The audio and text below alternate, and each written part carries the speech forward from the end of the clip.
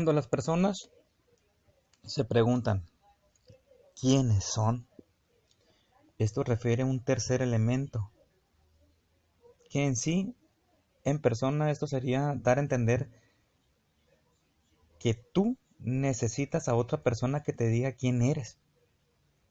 Y muchas veces este mensaje va diferido de acuerdo a la intensidad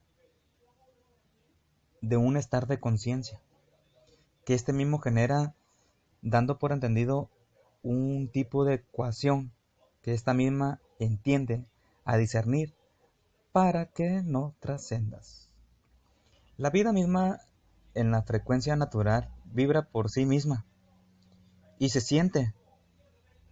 Esta misma se identifica porque genera una conciencia y esta conciencia se alimenta por información. Pero preguntarás, ¿cuál información? De la única que le has brindado y proporcionado en toda tu vida. En este caso, la información que nos brindan nuestros padres, esta información está, por algún modo de entenderla, causada, dirigida, manipulada, gestionada y elaborada en todo el sentido del ego, la alevosía y sobre todo la ventaja, ¿no? Estas ideas destruyen las bases y principios con los que están basados las energías universales o las energías verdaderas, estipuladas en un margen de la vida, haciéndolos creer que somos algo distinto a lo que realmente somos.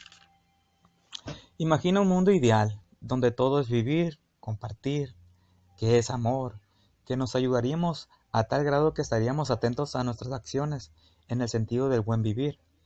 Dentro de estos patrones evolutivos, la creación de la armonía y de la paz, de la misma alegría. Pero el hombre empezó a desconfiarse de sí mismo, y la duda generó un inmenso mar de posibilidades diferentes en lo absoluto, y generar muchas imposibilidades dadas. Estas circunstancias que surgieron dando como resultado de un desequilibrio en el universo, aparentemente deteniendo el desarrollo evolutivo de la creación, generando por sí ya lo que conocemos una existencia fuera de su naturaleza, y podría implicar una serie de acontecimientos fuera de lo normal, dejando todo esto como un pensamiento colosal que vibra en un manifiesto que es alimentado por información a cada momento.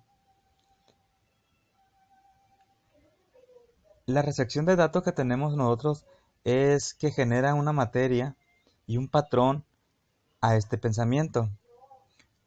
Este pensamiento es muy diferido al que va encauzado mucho lo que contrarresta de los lados negativos. Le voy a mencionar por así decir algunos.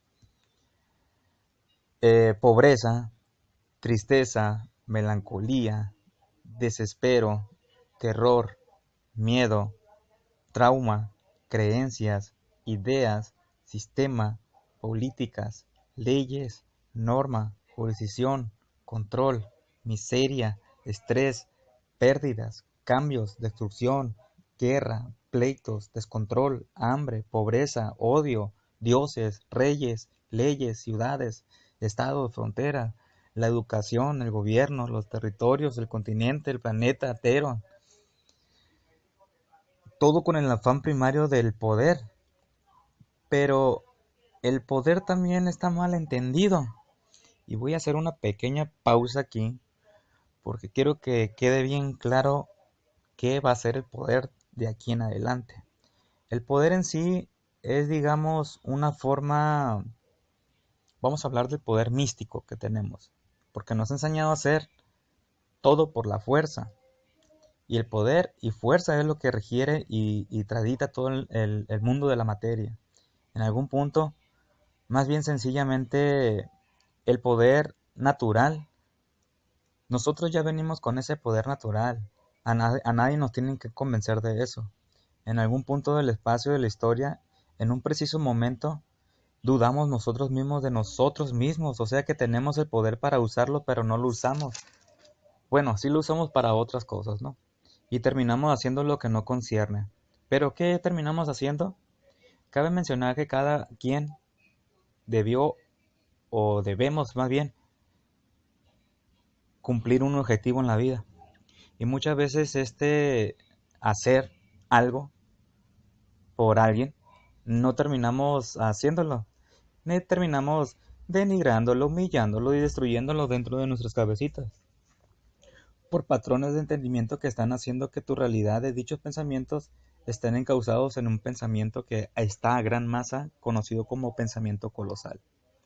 Este pensamiento está obstaculizando el ser trascendental que cada quien tiene en su interior. Este ser está estipulado en un ámbito del equilibrio para proyectar un salto al campo evolutivo derivado de una resonancia existencial.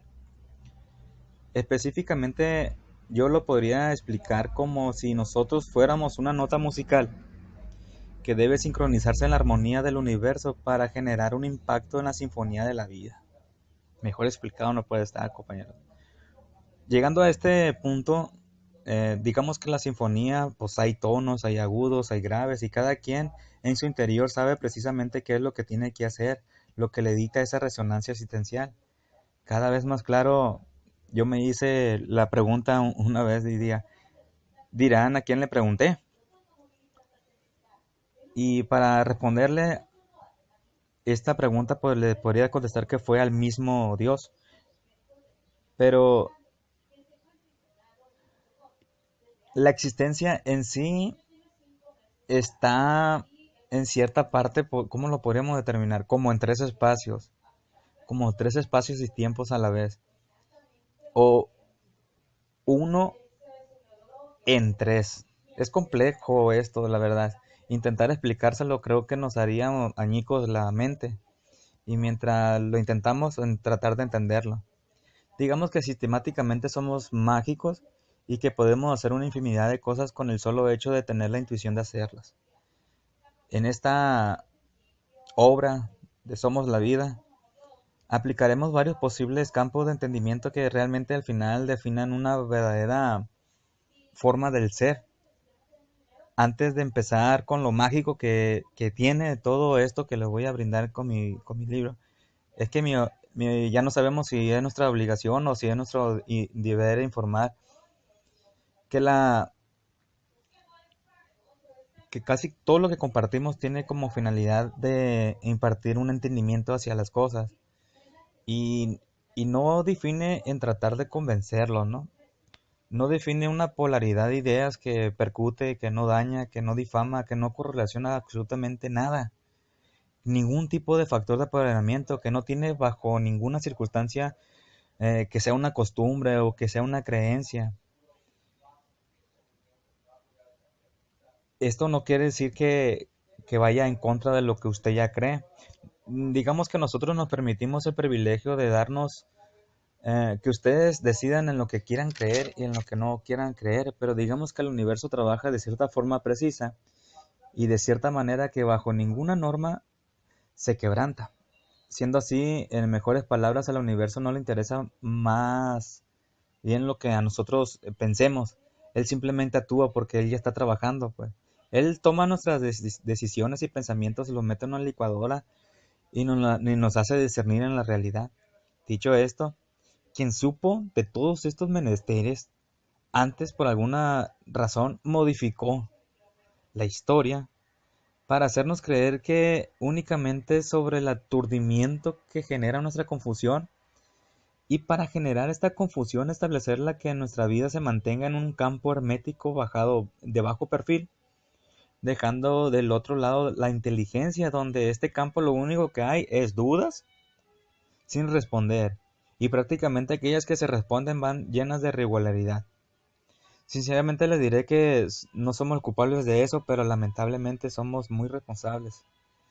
Y esto se acaba con las nuevas mentes que están despertando, la verdad.